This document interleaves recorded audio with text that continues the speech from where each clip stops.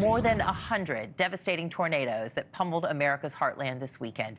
People across the country cleaning up from the damage today. Millions of Americans were in the path of these storms that span from Missouri to Texas. The tornadoes completely leveling homes and buildings across 6 states. Officials saying Iowa and Nebraska were among the hardest hit. NewsNation national correspondent Emily Finn is live on the ground in Elkhorn, Nebraska for us. And Emily, officials say that Nebraska was one of the hardest hit states. What kind of destruction are you seeing? It looks horrible behind you. It really, really is horrible, Anna. It's shocking when you are on the ground like our team has been all morning. The extent of the damage is pretty big here. I mean, you can see there are countless homes here behind me with their roofs completely torn off. There are trees that are down. There is debris. There are people's belongings that are just displaced everywhere in this area. It makes you think about how difficult it's going to be for all of the families here in Elkhorn to be able to rebuild from these storms. As you mentioned, this is one of the hardest hit areas. This is a suburb of Omaha that really got a tough go of it with all of this tornado damage. Residents here, they have been sifting through all of this rubble throughout the weekend. We had a chance to see some of the neighbors coming together and trying to help each other, trying to sweep away some of the branches that are blocking the roads. They were taking apart a fence,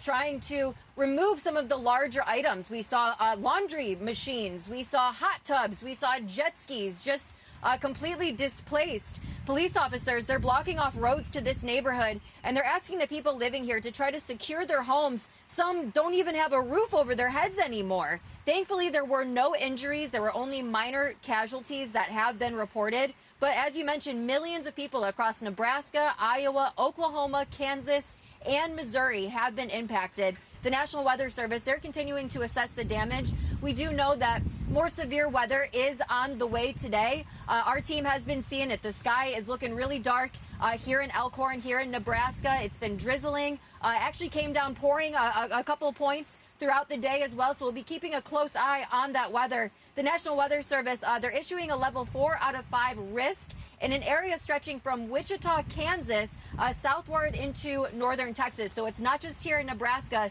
Those storm warnings are still in effect in multiple states throughout the country right now, Anna. We are in tornado season. I remember the first time I saw destruction like that. It was in Oklahoma, and you almost can't even fathom it when you see it. Quickly, have you seen some volunteers out there, neighbors helping neighbor at all? Have people been able to get back to their homes?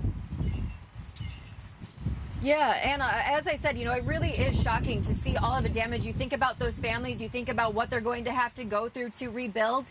But the one thing that maybe is a little positive when you see something horrific like this is the community coming together, is people helping people.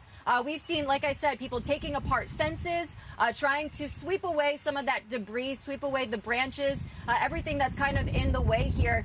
We have seen some volunteers as well. They've been giving some supplies. We've seen bottles of or cases of water, cases of bottled water at the foot of some of these driveways, some of these homes. But they certainly need a lot more help. That they need some more people to come in and trying to assist them in their rebuilding process. It's certainly going to take a long time, Anna. Yeah, particularly when more severe weather could be on the way. Emily Finn, thank you so much reporting there live for us. Thanks for watching. Go to joinnn.com to find NewsNation on your screen. And don't forget to click the red subscribe button below to get more of NewsNation's fact-driven, unbiased coverage.